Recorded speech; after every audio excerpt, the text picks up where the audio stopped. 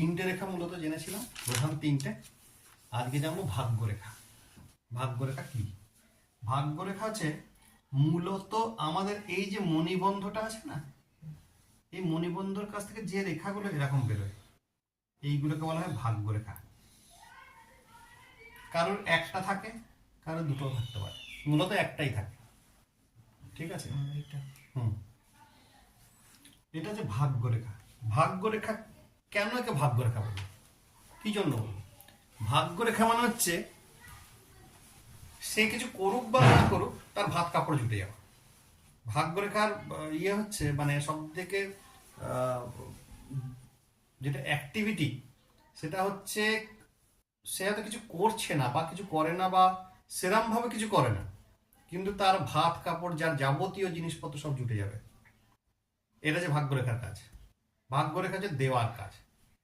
অর্থাৎ সে ভাগ্যরেখা মানে হচ্ছে পূর্বজন্ম থেকে যা কিছু নিয়ে এসছে, ভাগ্যরেখা সেখানে ও সম্পূর্ণ ইনস্টল করে রেখেছে পারে।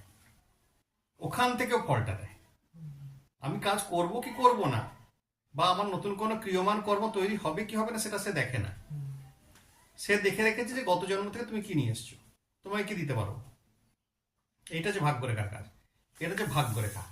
এবার ভাগ্যরেখার উৎপত্তি স্থল মানে 90% বা অন্তত 80 to 90% বোঝা যায় মণিবন্ধ থেকে হয়।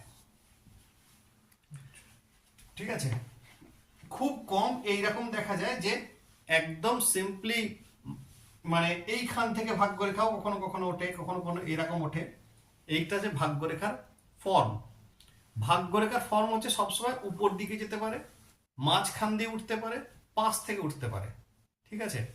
এবারে দেখা যায় যাদের ভাগ্যরেখা নেই, তাহলে তাদের কি হবে? ভাগ্য নেই।